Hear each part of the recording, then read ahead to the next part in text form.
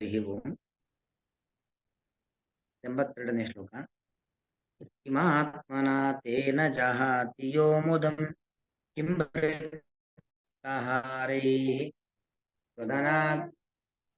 ಸ್ವಜನಾಖ್ಯದಸ್ಯುಭಿಃ ಕಿಂ ಜಾಯಯಾ ಸಂಸ್ಕೃತಿಃ ತು ಭೂತಯಾ ಮರ್ತ್ಯಸ್ಯ ಗೇಹೈಃ ಯದಿಹಾಯುಷೋ ವ್ಯಯಃ. ಕಿಂ ಆತ್ಮನಾ ತೇನ ಜಹಾತಿ ಯಃ ಮುದಂ ಕಿಂ ರಿಕ್ತಹಾರೈಃ ಸ್ವಜನಾಖ್ಯ ದಸ್ಯುಭಿಃ ಕಿಂ ಜಾಯಯ ಸಂಸ್ಕೃತಿ ಹೇತುಭೂತಯ ಮರ್ತ್ಯಸ್ಯ ಗೇಹೈಃ ಯತ್ ಇಹ ಆಯುಷಃ ವ್ಯಯಃ. ಇದು ಬಲಿಚಕ್ರವರ್ತಿ ವಾಮನರೂಪಿಯಾಗಿರ್ತಕ್ಕಂಥ ಪರಮಾತ್ಮ ತ್ರಿವಿಕ್ರಮನಾಗಿ ಬೆಳೆದು ಬಲಿಯನ್ನ ನಿಯಂತ್ರಣ ಮಾಡಿದ ನಂತರದಲ್ಲಿ ಆ ವಿರಕ್ತನಾಗಿರ್ತಕ್ಕಂಥ ಬಲಿ ಅವನು ಹೇಳ್ತಕ್ಕಂಥ ಮಾತು ಅಂದ್ರೆ, ಈ ಒಂದು ಸಂಸಾರದಲ್ಲಿ ನಮಗೆ ಬಂಧುಗಳು ಅನ್ನೋದು ನಿಜವಾಗಿ ಯಾರು ಕೂಡ ಇಲ್ಲ. ಕಿಮಾತ್ಮನಾತೇನ ಜಹಾತಿ ಯೋ ಮುದಂ ಅಂದ್ರೆ ಅಲ್ಲಿ ಪ್ರಹ್ಲಾದ ಈ ರೀತಿಯಲ್ಲಿ ಆಲೋಚಿಸಿದ ಅನ್ನೋದನ್ನ ಹೇಳ್ತಕ್ಕಂಥದ್ದು. ಬಲಿ ಆಡುವಂತ ಮಾತು ಯಾವ ಸಂದರ್ಭ ಅಂದ್ರೆ, ಪ್ರಹ್ಲಾದ ಈ ಭಾವನೆ, ಯಾಕಂದ್ರೆ ಬಲಿಯ ಪ್ರಹ್ಲಾದನ ಮೊಮ್ಮಗನೇ ಆಗಬೇಕು ಬಲಿ ಚಕ್ರವರ್ತಿ, ಪ್ರಹ್ಲಾದನ ವಂಶದಲ್ಲಿ ಬಂದಿರತಕ್ಕಂಥ ಬಲಿ. ಅಂದ್ರೆ ಪ್ರಹ್ಲಾದ ಈ ರೀತಿಯಲ್ಲಿ ಮಾತಾಡ್ದ ಅನ್ನೋದನ್ನ ಹೇಳ್ತಿದ್ದಾರೆ. ಕಿಮಾತ್ಮನಾ ತೇನ ಜಹಾತಿ ಯೋ ಮುದಂ. ಆತ್ಮನ ಕಿಂ, ಆತ್ಮ ಶಬ್ದಕ್ಕೆ ಅನೇಕ ಅರ್ಥಗಳು. ಆತ್ಮನ ಶಬ್ದಕ್ಕೆ ದೇಹೇನ ಅಂತ ಅರ್ಥ. ಆತ್ಮನ ಮುದಂ ಜಹಾತಿ ಅಂದ್ರೆ ನನ್ನನ್ನೇ ಬಿಟ್ಟು ಹೋಗ್ತಕ್ಕಂಥದ್ದು. ಮುದ ಹರ್ಷೆ. ಆತ್ಮ ಮತ್ತು ದೇಹ ಈಗ ನೋಡಿ ಒಟ್ಟಿಗೆ ಇದೆ. ಆತ್ಮ ಮತ್ತು ದೇಹ ಈಗ ಒಟ್ಟಿಗೆ ಇದೆ.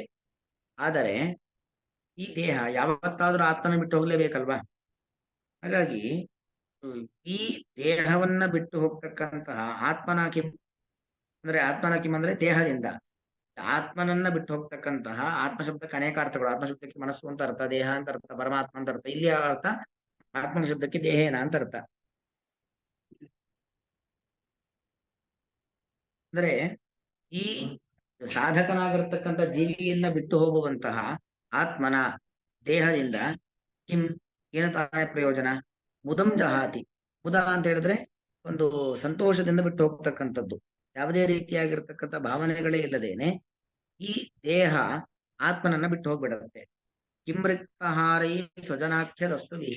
ಹಾಗೆ ಸ್ವಜನಾಖ್ಯ ದಸ್ಯುಭಿಃ, ಸ್ವಜನ ನಮ್ಮ ಜನರು, ನಮ್ಮ ಬಂಧುಗಳು, ನಮ್ಮ ಹಿತೈಷಿಗಳು ಎಂಬತಕ್ಕಂಥ ಇವರೆಲ್ಲ ಸ್ವಜನರು. ಅವರೆಲ್ಲ ದಸ್ಯುಗಳು. ದಸ್ಯು ಅಂದ್ರೆ ಕಳ್ಳರು. ಯಾಕೆ ಕಳ್ಳರು ಅಂತ ಹೇಳಿದ್ರೆ, ರಿಕ್ತಹಾರೈಹಿ ರಿಕ್ತಂ ಹರಂತಿ ಇತಿ ರಿಕ್ತಹಾರಾಹ. ರಿಕ್ತ ಅಂದ್ರೆ ಉಳಿದದ್ದು ಅಂತ ಅರ್ಥ. ಏನು? ಪಿತ್ರಾರ್ಜಿತವಾಗಿ ತಂದೆಯಿಂದ, ತಾಯಿಯಿಂದ, ಮತ್ತೊಬ್ಬರಿಂದ ಬಂದಿರತಕ್ಕಂಥ ಸಂಪತ್ತುಗಳಿರ್ತಾವೋ, ಅಥವಾ ನಾನು ಸಂಪಾದನೆ ಮಾಡಿರ್ತಕ್ಕಂಥ ಸಂಪತ್ತುಗಳಿರ್ತಾವೋ, ಅದನ್ನೆಲ್ಲ ಅಪಹಾರ ಮಾಡ್ಲಿಕ್ಕೋಸ್ಕರವಾಗಿ ಅವರೆಲ್ಲ ಕೂಡ ಕಾಯ್ತಾ ಇರ್ತಾರೆ. ಹೀಗಾಗಿ ರಿಕ್ತಾಪಹಾರಿಗಳು. ಆ ರಿಕ್ತ ಅಂದ್ರೆ ಸಂಪತ್ತು ಅಂತ ಅರ್ಥ. ಅವರಿಂದ ಉಳಿದು ಬಂದಿರತಕ್ಕಂಥ ಸಂಪತ್ತುಗಳನ್ನ ಅಪಹಾರ ಮಾಡ್ಲಿಕ್ಕೋಸ್ಕರವಾಗಿ ಕಾಯ್ತಾ ಇರತಕ್ಕಂಥವ್ರು ಇವರೆಲ್ಲರೂ ಕೂಡ ಬಂಧುಗಳು. ಹಾಗಾಗಿ ಅವರಿಂದ ನಮಗೆ ಏನ್ ತಾನೇ ಪ್ರಯೋಜನ? ರಿಕ್ತಹಾರ. ರಿಕ್ತ ಅಂದ್ರೆ ನಮ್ಮ ಸಕಲ ಸಂಪತ್ತುಗಳನ್ನು ಕೂಡ ಅಪಹಾರ ಮಾಡತಕ್ಕಂತಹ ಈ ಸ್ವಜನಾಖ್ಯ ದಸ್ಯುಭಿಃ, ಸ್ವಜನರು, ನಮ್ಮ ಜನರು ಎಂಬತಕ್ಕಂಥ ಬಂಧುಗಳಿಂದಾಗಿ ಏನ್ ತಾನೇ ಪ್ರಯೋಜನ? ಇಲ್ಲಿ ರಿಕ್ತ ಅನ್ನೋದು ಅವರಿಂದ ಬಿಡಲ್ಪಟ್ಟದ್ದು ಅಂತ ಅರ್ಥ. ನಮ್ಮ ಪಿತ್ರಾರ್ಜಿತ ಆಸ್ತಿ ಅಂತಾರಲ್ಲ ಹಾಗೆ.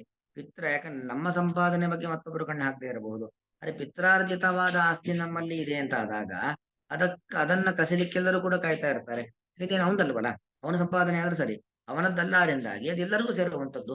ನಾವೆಲ್ಲರೂ ಕೂಡ ಅದನ್ನ ಕಸಿದುಕೊಳ್ಳೋಣ ಅಂತ ಹೇಳಿ ನಮ್ಮ ಬಂಧು ಬಾಂಧವರೆಲ್ಲರೂ ಕೂಡ ಏನ್ ಮಾಡ್ತಾ ಇರ್ತಾರೆ, ಕಾಯ್ತಾ ಇರ್ತಾರೆ. ಅದಕ್ಕೆ ರಿಕ್ತಹಾರ. ರಿಕ್ತ ಅಂದ್ರೆ ನಮ್ಮ ಪೂರ್ವಿಕರಿಂದ ಬಿಡಲ್ಪಟ್ಟದ್ದಕ್ಕೆ ರಿಕ್ತ ಅಂತ ಕರೆಯುವಂಥದ್ದು. ರಿಕ್ತ ವಸ್ತುತ ಖಾಲಿ ಅಂತ ಅರ್ಥ. ಇಲ್ಲಿ ರಿಕ್ತ ಶಬ್ದಕ್ಕೆ ಅರ್ಥ ಏನು ಅಂದ್ರೆ ಪೂರ್ವಿಕರಿಂದ ಬಿಡಲ್ಪಟ್ಟದ್ದು, ಅದನ್ನ ಅಪಹಾರ ಮಾಡ್ಲಿಕ್ಕೋಸ್ಕರವಾಗಿಯೇ ಕಾಯ್ತಾ ಇರತಕ್ಕಂಥ ಸ್ವಜನರು, ನಮ್ಮ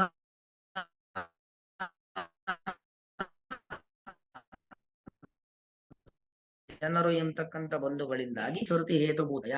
ಸಂಸ್ಕೃತಿ ಅಂತ ಶಬ್ದಕ್ಕೆ ಸಂಸಾರ ಅಂತ ಅರ್ಥ. ಈ ಸಂಸಾರಕ್ಕೆ ಕಾರಣವಾಗಿರತಕ್ಕಂತಹ ಜಾಯ ಕಿಂ, ಜಾಯ ಅಂದ್ರೆ ಹೆಂಡತಿ, ಅವಳಿಂದ ಏನು ಪ್ರಯೋಜನ? ಇಲ್ಲಿ ಹೆಂಡತಿಯನ್ನ ಜಾಯ ಅಂತ ಕರೀತಕ್ಕಂಥದ್ದು. ಅವಳು ಸಂಸಾರಕ್ಕೆ ಹೇಗೆ ಕಾರಣ ಅಂದ್ರೆ ಆ ಒಂದು ವೇದದಲ್ಲಿ ಒಂದು ಮಾತು ಬರುತ್ತೆ, ಆತ್ಮಾವೈ ಪುತ್ರಾನಾಮಾಸಿ ಅಂತ. ಅಂದ್ರೆ ತಂದೆಯೇ ತನ್ನ ಹೆಂಡತಿಯ ಹೊಟ್ಟೆಯಲ್ಲಿ ಮತ್ತೊಂದು ರೂಪದಿಂದ ಮಗುವಾಗಿ ಅವತಾರವನ್ನು ಮಾಡೋದು ಅಂತ. ಅಂದ್ರೆ ಒಂದು ಮಗು ಹುಟ್ಟಿದೆ ಅಂದ್ರೆ ಅದು ತಂದೆಯದ್ದೇ ಮತ್ತೊಂದು ಆಕೃತಿ, ಅಲ್ಲಿಗೆ ತಾನೇ ಮತ್ತೆ ಹುಟ್ಟು ಬಂದಿದ್ದಾನೆ ಅಂತ ಅರ್ಥ. ಅದಕ್ಕೆ ಹೆಂಡತಿಯನ್ನ ಜಾಯ ಅಂತ ಕರೆಯುವಂಥದ್ದು. ಜಾಯಾ ಶಬ್ದ ಅರ್ಥ ಏನು ಅಂದ್ರೆ ತಜ್ಜಾಯ ಜಾಯಾ ಭವತಿ ಯದಸ್ಯಾಂ ಜಾಯತೆ ಪುನಃ.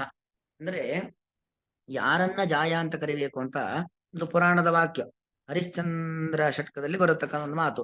ತಜ್ಜಾಯ ಜಾಯಾ ಭವತಿ, ಅವಳನ್ನ ಜಾಯ ಅಂತ ಕರಿಬೇಕು. ಯಾರನ್ನ ಜಾಯ ಅಂತ ಕರಿಬೇಕು ಅಂತ ಹೇಳಿದ್ರೆ ಯದಸ್ಯಾಂ ಜಾಯತೆ ಪುನಃ, ಯಾರಲ್ಲಿ ತಾನು ಮತ್ತೊಮ್ಮೆ ಹುಟ್ಟಿ ಬರ್ತಾನೋ ಅವಳನ್ನ ಮಾತ್ರ ಜಾಯ ಅಂತ ಕರಿಬೇಕು. ಅಂದ್ರೆ ಗಂಡನೇ ತನ್ನ ಹೆಂಡತಿಯಲ್ಲಿ ಮತ್ತೊಂದು ಮಗುವಿನ ರೂಪದಲ್ಲಿ ಬಂದಿದ್ದಾನೆ ಅಂತ ಆದ್ರೆ ಅವಳನ್ನ ಜಾಯ ಅಂತ ಕರಿಬೇಕು. ಅಂದ್ರೆ ಸಂಸ್ಕೃತದಲ್ಲಿರ್ತಕ್ಕಂಥ ಪ್ರತಿಯೊಂದು ಪದಗಳಿಗೂ ಅದರದ್ದೇ ಆದ ಒಂದು ಅರ್ಥ ಸ್ವಾರಸ್ಯ ಇದೆ. ಜಾಯ ಅಂದ್ರೆ ಸುಮ್ಮನೆ ಒಂದು ಹೆಂಡತಿ ಅಂತ ಅರ್ಥ ಅಲ್ಲ. ಜಾಯಾ ಶಬ್ದಕ್ಕೆ ಜಾಯಾಯಾಮ್ ಜಾಯತೆ ಪುನಃ, ಜಾಯ ಯಾರಲ್ಲಿ ಮತ್ತೆ ಅವನು ಹುಟ್ಟುತ್ತಾನೋ ಅವಳನ್ನು ಜಾಯ ಅಂತ ಕರಿತಕ್ಕಂಥದ್ದು. ಮತ್ತವನು ಹುಟ್ಟಿದ್ದಾನೆ ಅಂದ್ರೆ ಅರ್ಥ ಏನು? ಮತ್ತೆ ಗರ್ಭವಾಸದ ದುಃಖ ಅವನಿಗಾಗಿದೆ, ಮತ್ತೆ ಸಂಸಾರದ ಬಂಧನದಲ್ಲಿದ್ದಾನೆ, ಮತ್ತೆ ಅವನಿಗೆ ಮರಣ ಬರುತ್ತೆ. ಅಂದ್ರೆ ಹೀಗೆ ಹುಟ್ಟು ಸಾವುಗಳ ಸಂಸಾರಕ್ಕೆ ಮತ್ತೆ ತನ್ನನ್ನ ತರತಕ್ಕಂಥವಳು, ಅವಳಿಂದ ನಮಗೇನು ಪ್ರಯೋಜನ ಅನ್ನೋದರ್ಥ. ಅಥವಾ ಇನ್ನೊಂದರ್ಥ, ಜಾಯ ಅಂದ್ರೆ ಒಂದು ಹೆಣ್ಣು, ಅದು ಗಂಡಿಗೆ ಹೆಣ್ಣಿರಬಹುದು, ಹೆಣ್ಣಿಗೆ ಗಂಡಿರಬಹುದು. ಪರಸ್ಪರ ಕಾಮನೆಯನ್ನ ಹುಟ್ಟಿಸ್ತಕ್ಕಂಥವ್ರು, ಪರಸ್ಪರ ಕಾಮನೆಗೆ ಕಾರಣವಾಗಿರ್ತಕ್ಕಂತಹ ಇವರಿಂದ ನಮಗೇನು ಪ್ರಯೋಜನ ಅನ್ನೋ ಒಂದು ಅರ್ಥವನ್ನು ಇಟ್ಕೊಳ್ಬಹುದು. ಅವಳು ಸಂಸ್ಕೃತಿ ಹೇತುಭೂತ. ಕಾಮನೆ ಇದೆ ಅಂತ ಹೇಳಿದ್ರೆ ಕಾಮನೆ ಇದ್ದವರು ಯಾರು ಕೂಡ ಮುಕ್ತಿಗೆ ಅರ್ಹರಾಗೋರಲ್ಲ, ಮತ್ತೆ ಸಂಸಾರಕ್ಕೆ ಬರ್ತಾರೆ. ಸಂಸ್ಕೃತಿ ಶಬ್ದಕ್ಕೆ ಸಂಸಾರ, ಹುಟ್ಟು ಸಾವುಗಳು, ಜನ್ಮ ಮರಣಗಳು ಅಂತ ಅರ್ಥ. ಅದಕ್ಕೆ ಕಾರಣವಾಗಿರ್ತಕ್ಕಂಥ ಜಾಯಿಯಿಂದ ಏನು ಪ್ರಯೋಜನ? ಮರ್ತ್ಯಸ್ಯ ಗೇಹೈಹಿ ಯದಿ ಆಯುಷಃ ವ್ಯಯಃ. ಮರ್ತ್ಯಸ್ಯ ಅಂದ್ರೆ ಈ ಟಿವಿ ಇದ್ದಾನಲ್ಲ, ಅವನೇನಾಗಿದ್ದಾನೆ, ಅವನು ಮರ್ತ್ಯ. ಮರ್ತ್ಯ ಶಬ್ದಕ್ಕೆ ಅರ್ಥ ಏನು ಅಂತ ಹೇಳಿದ್ರೆ ಮರಣಶೀಲ ಅಂತ ಅರ್ಥ. ಮರಣಶೀಲನಾಗಿರ್ತಕ್ಕಂಥ ಈ ಒಬ್ಬ ಜೀವಿಗೆ ಗೇಹೈಹಿ ಕಿಂ, ಗೇಹಗಳಿಂದ ಏನಾಗಬೇಕು? ಗೇಹ ಅಂದ್ರೆ ಮನೆ ಅಂತ ಅರ್ಥ. ಒಂದಲ್ಲ 10 ಮನೆಗಳನ್ನ ಮಾಡ್ಕೊಂಡಿರ್ತಾರೆ. ಮನೆಗಳಿಂದ ಏನ್ ಪ್ರಯೋಜನ? ಯದಿಹ ಆಯುಷಃ ವ್ಯಯ, ಮನೆಯಲ್ಲೆಲ್ಲೋ ಆಯುಷ್ಯ ಕಳೆದಿದ್ದು ಇಡೀ ಆಯುಷ್ಯ ಒಂದ ಮನೆಯಲ್ಲಿ ಕೂತು ಕಳೀತಾರೆ, ಅಥವಾ ಮನೆಗೋಸ್ಕರವಾಗಿ ದುಡಿದು ಕಳಿತಾರೆ, ಇನ್ನು ಮನೆಯ ಆಲೋಚನೆಯಲ್ಲಿ ಕಳೀತಾರೆ. ಆ ಗೇಹ ಅಂದ್ರೆ ತಾನು ಮಾಡಿಕೊಂಡಂತ ಒಂದು ಮನೆಯಲ್ಲಿ ಕುಳಿತು ಮನೆಗೋಸ್ಕರವಾಗಿ ದುಡಿದು ಮನೆಯ ಆಲೋಚನೆಯಲ್ಲೇ ಆಯುಷ್ಯವನ್ನೆಲ್ಲ ಕಳ್ಕೊಂಡ್ಬಿಟ್ನಲ್ವಾ. ಅದರಿಂದ ನಮ್ಗೇನು ಪ್ರಯೋಜನ? ಅದನ್ನ ಬಿಟ್ಟು ಉತ್ಕೃಷ್ಟವಾದ ಆಲೋಚನೆ, ಒಂದು ಉದಾತ್ತವಾದ ಚಿಂತನೆ, ದೇವರ ಬಗ್ಗೆ ಆಲೋಚನೆ ಯಾವುದು ಕೂಡ ಮಾಡೇ ಇಲ್ವಲ್ಲ.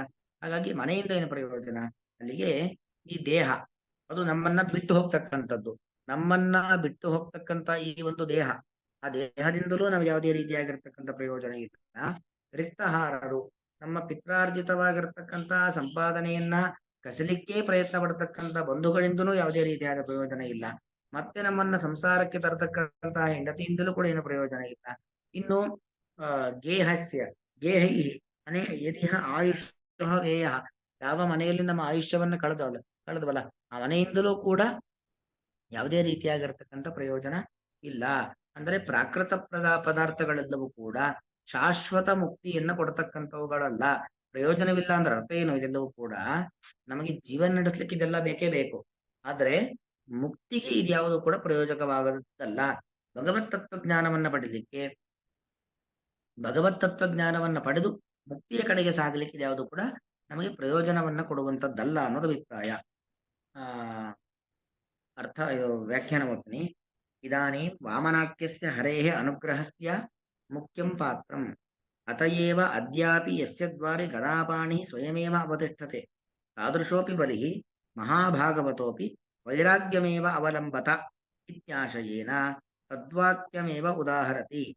ಈಗೇನು ಹೇಳ್ತಾ ಇದ್ದಾರೆ ಈ ಶ್ಲೋಕದಲ್ಲಿ ಅಂತ ಹೇಳಿದ್ರೆ, ವಾಮನಾಖ್ಯಸ್ಯ ಹರೇಃ, ವಾಮನ ಎಂತಕ್ಕಂಥ ಭಗವಂತ, ಅವನ ಅನುಗ್ರಹಕ್ಕೆ ಪಾತ್ರನಾಗಿರ್ತಕ್ಕಂಥವನು ಯಾರು? ಬಲಿಚಕ್ರವರ್ತಿ. ಎಷ್ಟರ ಮಟ್ಟಿಗೆ ಅಂತ ಹೇಳಿದ್ರೆ ಅದ್ಯಾಪಿ ಇವತ್ತಿಗೂ ಕೂಡ ಪಾತಾಳದಲ್ಲಿ ಇರತಕ್ಕಂಥ ಬಲಿಯ ಅರಮನೆಯ ದ್ವಾರಪಾಲಕನಾಗಿ ಭಗವಂತ ಇದ್ದಾನಂತೆ. ಆ ಬಲಿಯನ್ನ ನಿಗ್ರಹ ಮಾಡಿದ್ದಕ್ಕೋಸ್ಕರವಾಗಿ ಬಲಿಗೆ ಅನುಗ್ರಹ ಮಾಡ್ಲಿ, ಭಗವಂತ ಅವಗ್ರಹ ಮಾಡ್ಲಿಕ್ಕೂ ಗೊತ್ತು, ಅನುಗ್ರಹ ಮಾಡ್ಲಿಕ್ಕೂ ಗೊತ್ತು. ಎಷ್ಟರ ಮಟ್ಟಿಗೆ ಅನುಗ್ರಹ ಅಂದ್ರೆ ಬಲಿಯ ಅರಮನೆಯ ದ್ವಾರಪಾಲಕನಾಗಿ ಭಗವಂತಿದ್ದು ಬಲಿಯನ್ನು ರಕ್ಷಣೆ ಮಾಡ್ತಾ ಇದ್ದಾನೆ. ಯಸ್ಯ ದ್ವಾರಿ, ಯಾವ ಬಲಿಚಕ್ರವರ್ತಿಯ ಬಾಗಿಲಿನಲ್ಲಿ ಗದಾಪಾಣಿ, ಗದೆಯನ್ನು ಹಿಡಿದುಕೊಂಡು ಸ್ವಯಮೇವ ಅವತಿಷ್ಠತಿ, ಸಾಕ್ಷಾತ್ ಭಗವಂತ ನಿಂತಿದ್ದಾನೆ.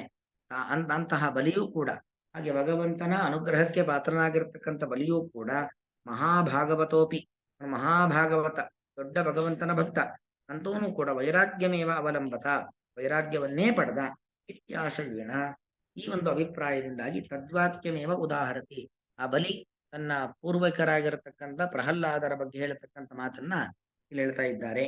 ಕಿಮಿತಿ ಯಹ ದೇಹಸ್ವಾಮಿ ಮುದಂ ಸುಖಮುದ್ದಿಶ್ಯ ಪ್ರಯತಮಾನಃ ಏನ ಪತತಾ ದೇಹೇನ ಮುದಂ ಉದ್ದೇಶ್ಯಾಂ ಜಹಾತಿ ನ ಪ್ರಾಪ್ನೋತಿ. ಆ ದೇಹದ ಸ್ವಾಮಿ ಅಂದ್ರೆ ದೇಹದ ಸ್ವಾಮಿ ಅಂದ್ರೆ ಆತ್ಮ. ಮುದಂ ಸುಖಮುದ್ದಿಶ್ಯ ಪ್ರಯತಮಾನಃ ಅಂತ ಹೇಳಿದ್ರೆ ಸುಖಕ್ಕೋಸ್ಕರವಾಗಿ ದೇಹದ ಪ್ರಯತ್ನ ಅಲ್ವಾ, ದೇಹ ಮನಸ್ಸು ಇದೆಲ್ಲೂ ಕೂಡ ಸುಖಕ್ಕೋಸ್ಕರ ಪ್ರಯತ್ನ. ಏನ ಪತತಾ ದೇಹೇನ ಮುದಂ ಉದ್ದೇಶ್ಯಾಂ ಜಹಾತಿ ನ ಪ್ರಾಪ್ನೋತಿ. ಮುದ ಅಂದ್ರೆ ಸಂತೋಷ ಪಡಲಿಕ್ಕೋಸ್ಕರವಾಗಿ ದೇಹ ಇರತಕ್ಕಂಥದ್ದು, ಆ ದೇಹವನ್ನೇ ಬಿಡಬೇಕು, ದೇಹವನ್ನು ಬಿಟ್ಟೇ ಬಿಡ್ತಾನೆ. ತೇನ ಕೇವಲಂ ನಶ್ವರೇಣ ತಸ್ಯ ಪುಂಸ ಕಿಂ ಪ್ರಯೋಜನಂ.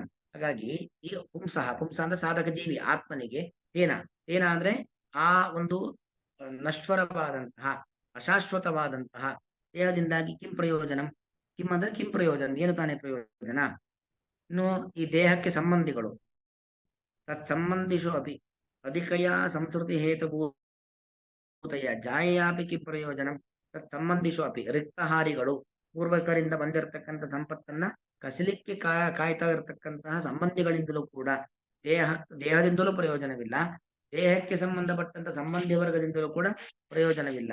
ಇನ್ನು ಸಂಸ್ಕೃತಿ ಹೇತುಭೂತಯ, ಸಂಸಾರಕ್ಕೆ ಕಾರಣವಾಗಿರತಕ್ಕಂಥ ಜಾಯಯಾಪಿ ಕಿಂ ಪ್ರಯೋಜನಂ.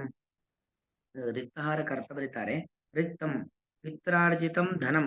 ರಿಕ್ತ ಶಬ್ದಕ್ಕೆ ಅರ್ಥ ಏನು, ಈಕ್ವಲ್ಸ್ ಹಾಕೊಳ್ಬೇಕು. ರಿಕ್ತ ಅಂದ್ರೆ ಪಿತ್ರಾರ್ಜಿತವಾದ ಧನ, ಪೂರ್ವಿಕರಿಂದ ಬಂದಿರತಕ್ಕಂಥ ಸಂಪತ್ತು, ಅದನ್ನ ಹರಂತಿ ಇತಿ ರಿಕ್ತಹರಾಹ ಕೈಹಿ ರಿಕ್ತಹಾರೈಹಿ. ರಿಕ್ತವನ್ನ ಅಪಹಾರ ಮಾಡತಕ್ಕಂಥವ್ರು, ಪೂರ್ವಿಕರಿಂದ ಬಂದುಳಿದಿದ್ದನ್ನ ಅಪಹಾರ ಮಾಡತಕ್ಕಂಥವ್ರು. ಏತೈಹಿ ಪುತ್ರಾದಿ ಸ್ವಜನಾಕ್ಯ ಚೋರೈಹಿ, ನನ್ನ ಮಕ್ಕಳು ಪಿತ್ರಾರ್ಜಿತವಾದ ಆಸ್ತಿ ಅಂದ್ರೆ ಇನ್ನು ದಬ್ಬಾಳಿಕೆ ಮಾಡಿ ತೆಗೆದುಕೊಳ್ತಾರೆ. ನಾನೇ ದುಡಿದಿದ್ದು ಅಂತಾದ್ರೆ ಅಷ್ಟು ಅಧಿಕಾರ ಇರೋದಿಲ್ಲ. ಯಾಕಂದ್ರೆ ನಾವು ಸ್ವಂತ ದುಡಿದಿದ್ದು ಏನ್ ಬೇಕಾದ್ರೂ ಮಾಡ್ಬೋದು. ಆದ್ರೆ ಪಿತ್ರಾರ್ಜಿತವಾದದ್ದು ಅಂತ ಆದಾಗ ನಿಂಗೆ ನಿಮ್ಮ ಪೂರ್ವಿಕರನ್ನ ಹೇಗೆ ಬಂತು, ನಿನ್ನ ಬರಬೇಕಾದದ್ದು ಕೊಡು ಅಂತ ಕಸಿದುಕೊಳ್ತಾರೆ. ಅದಕ್ಕೋಸ್ಕರ ಕಾಯ್ತಾ ಇರ್ತಾರೆ. ಪುತ್ರಾದಿ ಸ್ವಜನಾಕ್ಯ ಚೋರೈರಪಿ ಕಿಂ ಪ್ರಯೋಜನಂ. ಪುತ್ರ ಮೊದಲಾಗಿರ್ತಕ್ಕಂಥ ಸ್ವಜನರು ಎಂಬತಕ್ಕಂಥ ಕಳ್ಳರಿಂದ ಏನು ತಾನೇ ಪ್ರಯೋಜನ. ತಥಾ ಮರ್ತ್ಯಸ್ಯ, ಮರ್ತ್ಯ ಅಂದ್ರೆ ಮರಣಶೀಲ ಅಂತ ಅರ್ಥ, ಯಾವತ್ತಾದ್ರೂ ಕೂಡ ಸಾಯಲೇಬೇಕಾಗಿರ್ತಕ್ಕಂಥ ಮನುಷ್ಯ. ಅಲ್ಪಾಯುಷಃ ಪುಂಸಃ, ಅಲ್ಪಾಯುಷ್ಯ ಸಾವು ಜೊತೆಯಲ್ಲೇ ಹೊಂದಿರತಕ್ಕಂಥ ವ್ಯಕ್ತಿ. ಇಹ ಅಸ್ಮಿನ್ ಏವ ಆಯುಷಿ ಯೈಹಿ ಆಯುಷಃ ವ್ಯಯ, ಎಲ್ಲಿ ಯಾವುಗಳಿಂದಾಗಿ ಆಯುಷ್ಯವೆಲ್ಲ ಕಳೆದು ಹೋಯ್ತು, ತೈಹಿ ಗೇಹೈಹಿ, ಅಂತಹ ಮನೆ ಮಡದಿ ಮಕ್ಕಳು ಸಂಪತ್ತು ಮೊದಲಾದವುಗಳಿಂದ ಕಿ ಪ್ರಯೋಜನಂ, ಏನು ತಾನೇ ಪ್ರಯೋಜನ. ಅತಃ ಅಯಮತಿ ಹೇಯ ಇತಿ, ಹಾಗಾಗಿ ಇದೆಲ್ಲವೂ ಕೂಡ ಅತ್ಯಂತ ಹೇಯವಾಗಿರತಕ್ಕಂಥದ್ದು. ಅಂದ್ರೆ ಬಲಿಚಕ್ರವರ್ತಿ ಯಾಕೆ ಮಾತಾಡ್ತಿದ್ದಾನೆ ಅಂದ್ರೆ, ನನ್ನ ಪೂರ್ವಿಕನಾಗಿರ್ತಕ್ಕಂಥ ಪ್ರಹ್ಲಾದ ಈ ಭಾವನೆಯನ್ನು ಹೊಂದಿದ್ದ. ಪ್ರಹ್ಲಾದ ನಿನ್ನಲ್ಲಿ ಏನನ್ನು ಕೂಡ ಪ್ರಾರ್ಥನೆ ಮಾಡಿಲ್ಲ. ನರಸಿಂಹದೇವರು ಬಂದು ನಿನಗೆ ಏನ್ ಬೇಕು ಹೊರ ಕೇಳುವಂತಾಗ ಏನನ್ನೂ ಕೇಳಿಲ್ಲ. ಹಾಗೆ ಪ್ರಹ್ಲಾದನಂತೆ ನಾನು ಕೂಡ ಭಗವಂತ ನಿನ್ನಲ್ಲಿ ಏನನ್ನು ಕೂಡ ಕೇಳೋದಿಲ್ಲ, ಏನೇ ಕೇಳಿದ್ರು ಕೂಡ ಅದು ಅನರ್ಥಕ್ಕೆ ಕಾರಣವಾಗುವಂಥದ್ದು. ಹಾಗಾಗಿ ಏನನ್ನು ಕೂಡ ಪ್ರಾರ್ಥನೆ ಮಾಡೋದಿಲ್ಲ. ಪ್ರಾಕೃತವಾದ ವಸ್ತುಗಳು ನನಗೆ ಯಾವುದೂ ಬೇಡ ಅನ್ನೋದನ್ನ ತನ್ನ ತಾತನನ್ನ ನೆನಪು ಮಾಡಿಕೊಂಡು ಇಲ್ಲಿ ತನ್ನ ಅಜ್ಜನನ್ನ ನೆನಪು ಮಾಡಿಕೊಂಡು ಬಲಿಚಕ್ರವರ್ತಿ ಹೇಳತಕ್ಕಂಥ ಒಂದು ಮಾತು. ಮರ್ತ್ಯಸ್ಯ ಅಂದ್ರೆ ಮರಣಶೀಲನಾಗಿರ್ತಕ್ಕಂತಹ ಮನುಷ್ಯನ ಅಂತ ಅರ್ಥ. ಆತ್ಮನ ಯಹ ಅಂದ್ರೆ ಯಾರು, ಮುದಂ ಅಂದ್ರೆ ಸಂತೋಷವನ್ನ ಅನುಭವಿಸಿ ಸಂತೋಷವನ್ನ ಪಟ್ಟು ಜಹಾತಿ ಬಿಡುತ್ತಾನೋ, ತೇನ ಅಂತಹ ಆತ್ಮನಿಂದಾಗಿ ಅಂದ್ರೆ ದೇಹದಿಂದಾಗಿ ಕಿಂ ಪ್ರಯೋಜನ. ಮರ್ತ್ಯಸ್ಯ ಕಿಂ ಪ್ರಯೋಜನ, ಮರ್ತ್ಯನಿಗೆ ಮರಣಶೀಲನಾಗಿರ್ತಕ್ಕಂಥ ಈ ಮನುಷ್ಯನಿಗೆ ಕಿಂ ಪ್ರಯೋಜನಂ. ಯಹ ಮುದಂ ಅಂದ್ರೆ ಸಂತೋಷವನ್ನ ಅನುಭವಿಸಿ, ಯಹ ಆತ್ಮನ ಜಹಾತಿ, ಆತ್ಮನ ದೇಹದಿಂದಾಗಿ ಬಿಡುಗಡೆಯನ್ನು ಹೊಂದುತ್ತಾನೋ, ತೇನ ಆತ್ಮನ ಅಂತಹ ಒಂದು ಬಿಟ್ಟು ಹೋಗುವಂತ ದೇಹದಿಂದ ಕಿಂ ಪ್ರಯೋಜನಂ. ಇನ್ನು ರಿಕ್ತಹಾರೈಹಿ ಆ, ರಿಕ್ತಹಾರ ಪಿತ್ರಾರ್ಜಿತವಾಗಿರತಕ್ಕಂತಹ ಸಂಪತ್ತುಗಳನ್ನ ಅಪಹಾರ ಮಾಡುವಂತಹ ಸ್ವಜನಾಖ್ಯದಸ್ಯುಭಿಹಿ ನಮ್ಮವರು ಎಂಬತಕ್ಕಂಥ ಕಳ್ಳರಿಂದಾಗಿ ಕಿಂ ಕಿಂ ಪ್ರಯೋಜನಂ.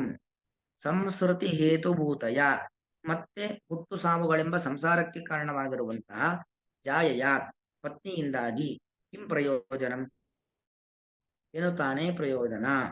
ಮರ್ತ್ಯಸ್ಯ ಮನುಷ್ಯನ ಗೇಹೈಹಿ ಅನೇಕ ಮನೆಗಳು, ಮನೆಯ ವಾಸ, ಮನೆಯ ನಿರ್ಮಾಣ, ಮನೆಯ ನೆನಪು, ಮನೆಗೋಸ್ಕರ ದುಡಿಮೆ ಇವುಗಳಿಂದಾಗಿ ಯತ್ ಯಾವ ಆಯುಷ್ಯವು ಇಹ ವ್ಯಯ ಈ ಒಂದು ಜೀವನದಲ್ಲಿ ಕಳೆದು ಹೋಯಿತು.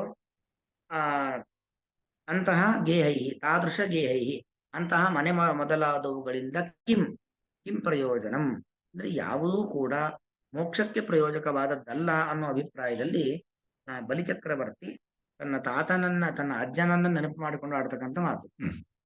ಕಿಮಾತ್ಮನ ತೇನ ಜಹಾತಿ ಯೋ ಮುದಂ ಕಿಂ ರಿಕ್ತಹಾರೈ ಸ್ವಜನಾಖ್ಯದಸ್ಯುಭಿಃ ಕಿಂ ಜಾಯಯಾ ಸಂಸ್ಕೃತಿ ಹೇತುಭೂತಯ ಮರ್ತ್ಯಸ್ಯ ಗೇಹೈರದಿಹಾಯುಷೋ ವ್ಯಯಃ.